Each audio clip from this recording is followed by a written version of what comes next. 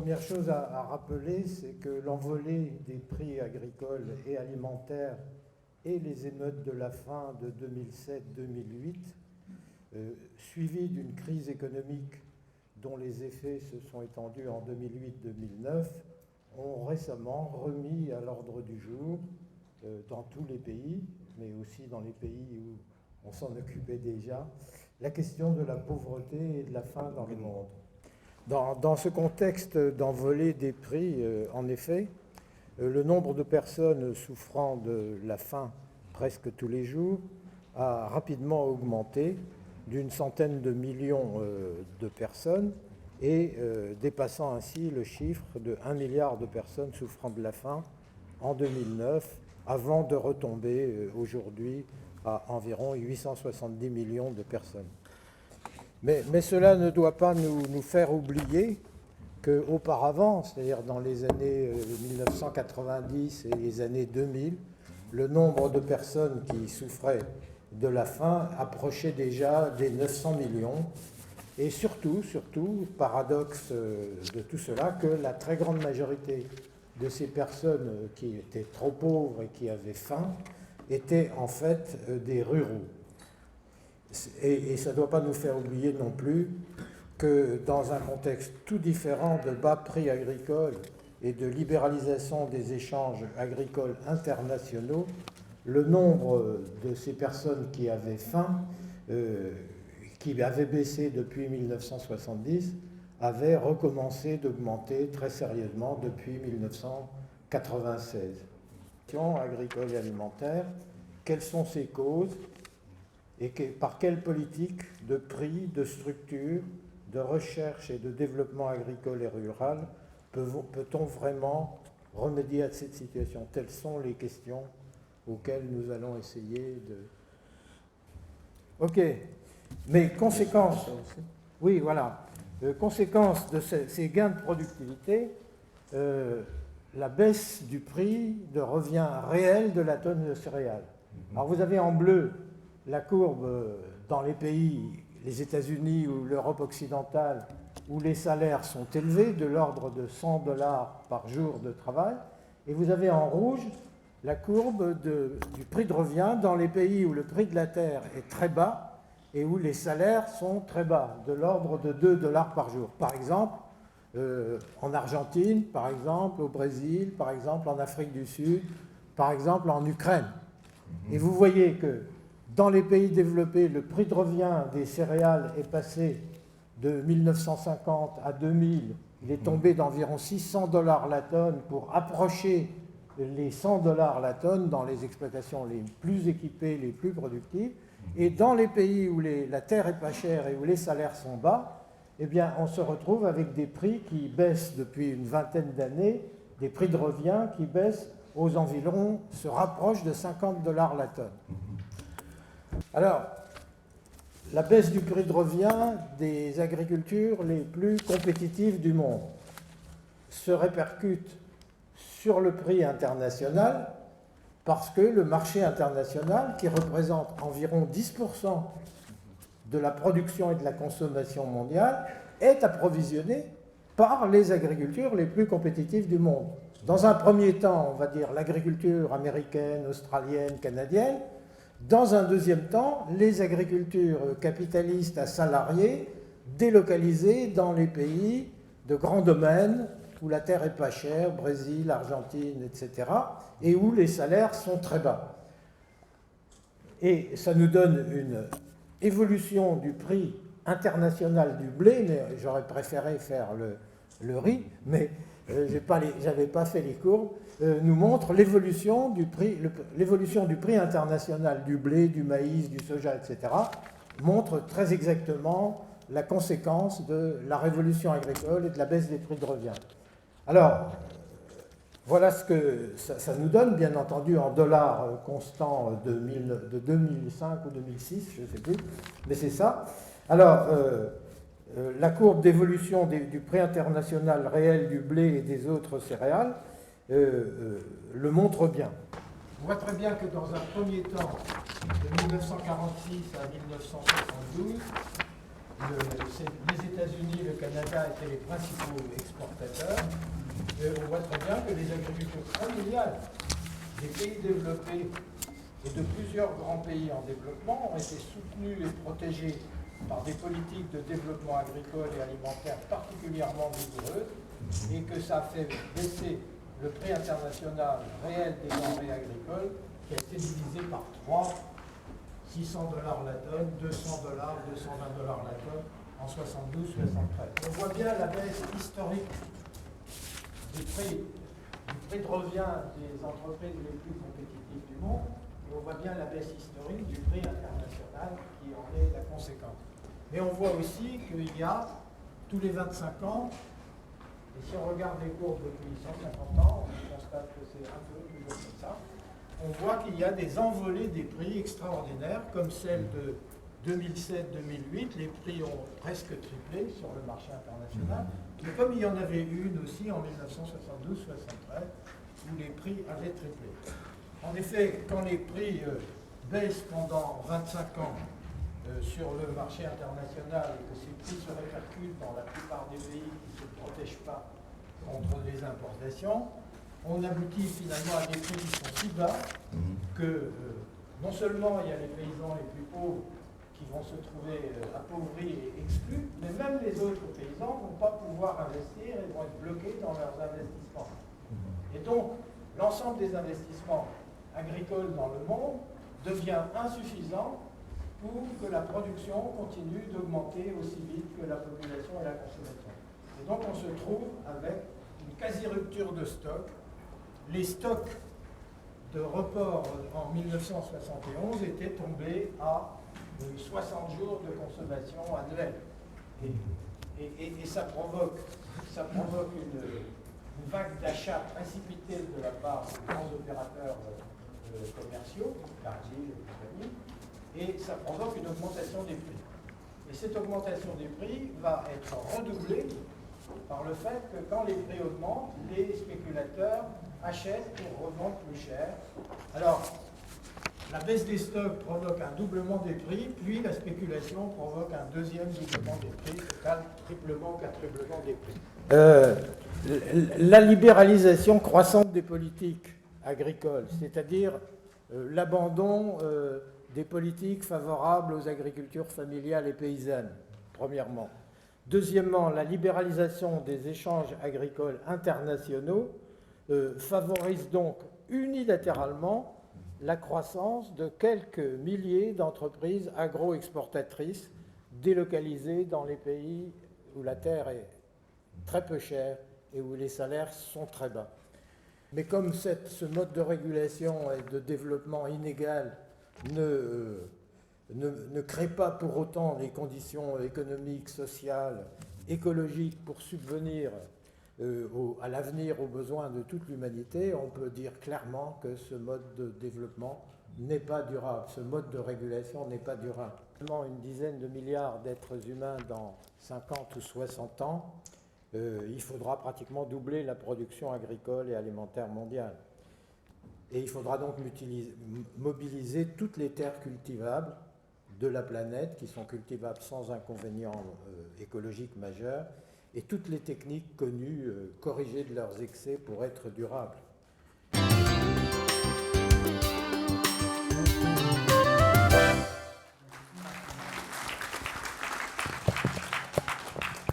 우리가 금년도에 대한농정을 어떻게 준비를 했는지 하는 말씀부터 좀 드리도록 하겠습니다.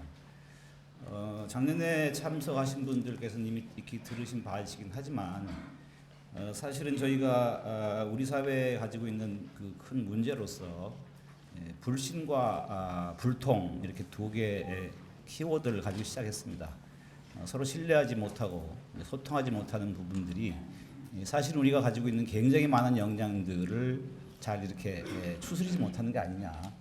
그저 무조건 반대를 하거나 무조건 이렇게 하는 것이 아니고 어쨌든 합의를 좀 보고 그런 걸 바탕으로 해서 조금 더 진보적인 나은 대안을 만들 수 있는 것이 없을까 이런 생각들을 가지고 이제 시작을 했고요. 이제 제목을 좀 거창하게 붙여야 새칭 장사가 될 것 같아서 우리가 꿈꾸는 세상이라는 그런 이제 거창한 제목을 좀 이제 잡아봤습니다. 사실 그런 꿈들을 오래 꿔오기도 했고요.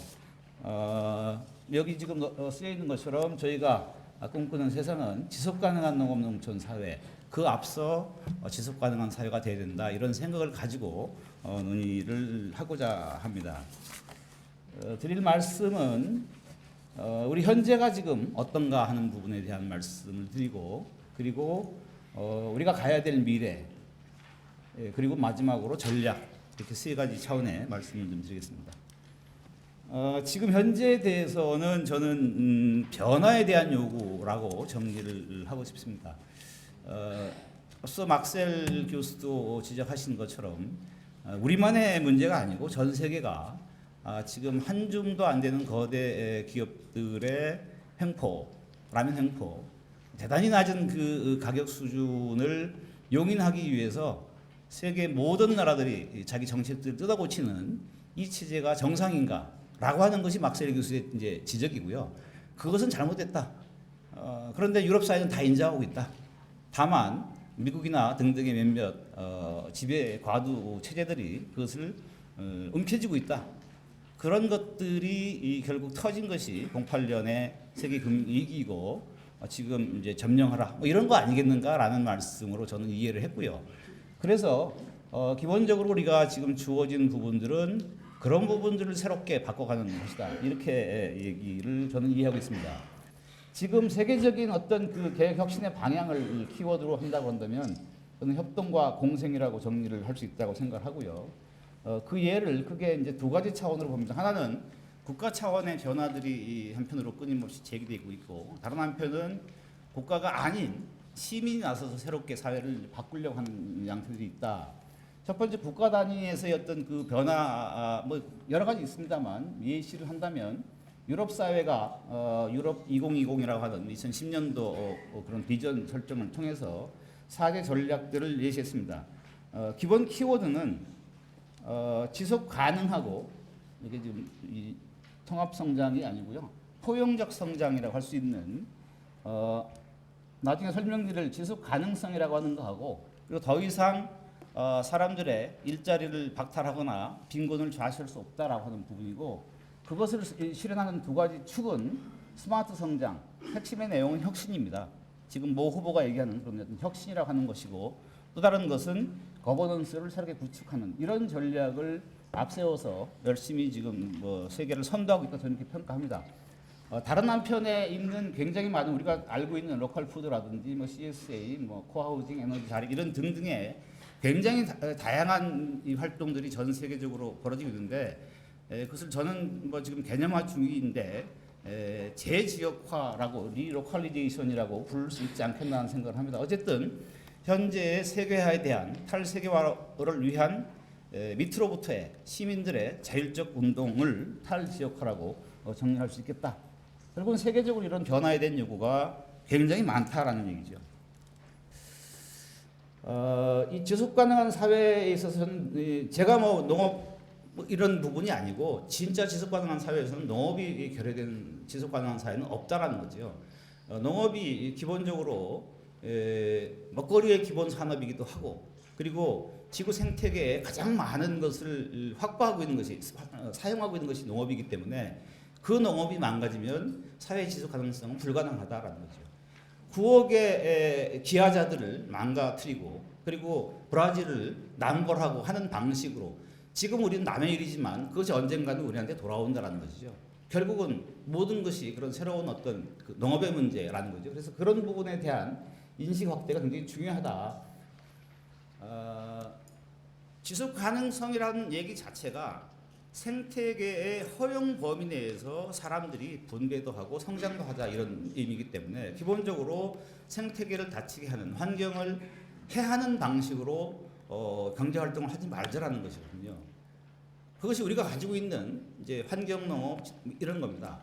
이미 하고 있긴 한데, 지금 우리가 가지고 있는 이 주도적인 어떤 그 생산 시스템은 환경 약탈적 시스템이라고 저는 정의할 수 있다고 봅니다. 특히 녹색 혁명이라고 하는 것은 그 본질은 고투입의 환경 죄송합니다. 환경 약탈 이렇게 얘기를 할 수 있을지 모르겠습니다만 그렇게 표현을 한다면 그 이후에 상당히 많이 고투입의 그런 농법들이 완화되긴 했습니다만 여전히 그런 환경 오염형 농법이 지배적이다라고 일단 저는 정의를 하고요. 그것이 화학 비료와 농약이라고 하는 외부 자원에 의존하는 방식으로 농업이 이루어지고 있다는 것입니다. 그 자체가 가지고 있는 한계는 아마 두 가지쯤 아닐까 싶습니다. 하나는 환경 오염이라고 하는 필연적인 결과가 될 것이고요.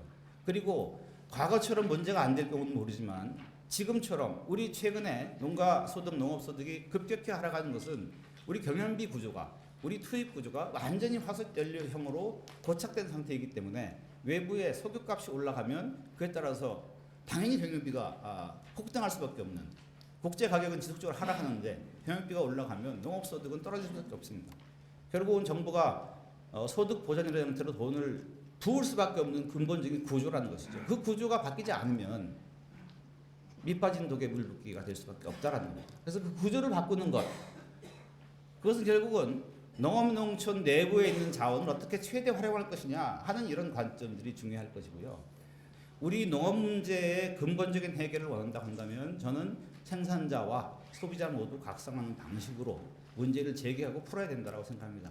농업이 어려운 산업이기 때문에 소득 보전을 하자, 그런 주장은 오래 갈 수는 없다라는 생각을 하고요.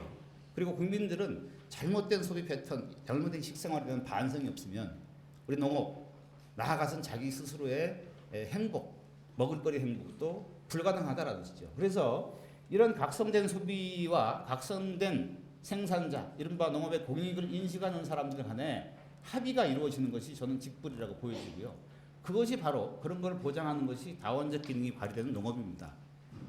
깨끗한 농업을 기본으로 깔고 안전한 농산물을 주게 되면 그것, 먹거리의 안전, 안심, 안정이 보장돼야 소비자는 돈을 낼 것이고, 그리고 이 생산자들은 거기에 대한 공익인식을 바탕으로 해서 자원순환 지속 가능성이라는 관점에서 농업을 해야 서로 간에 뭔가 합의가 되는 거 아니겠습니까? 이런 방식으로 가자라는 것이죠.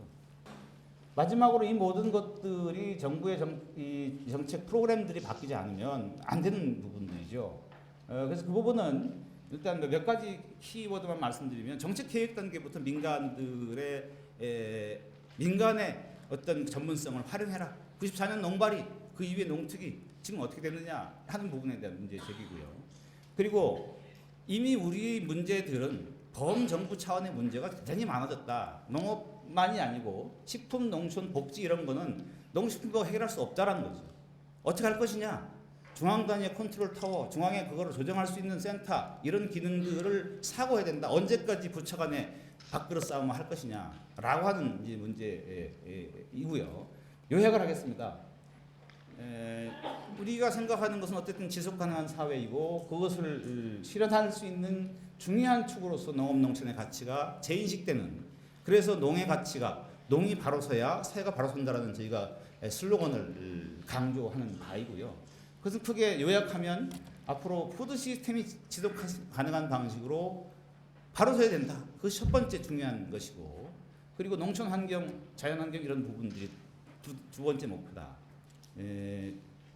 아무것도 없는 사람들끼리 의지 하나만 투합돼서 하다 보니까 여러 가지 굉장히 어려움도 많았고, 이 제기하는 이제 문제들도 아마도 전문가들 집단이 아니기 때문에 상당히 미흡하고 어설픈 게 많습니다. 전문가들께서 이런 부분을 올바로 지적을 하고 때로는 격려해 주지 않으면 한국 사회의 미래를 우리가 같이 논하기 쉽지 않겠다, 이런 말씀을 드리고 시간이 좀 초과해서 죄송합니다. 예, 오후 세션을 기대해 주시기 바랍니다.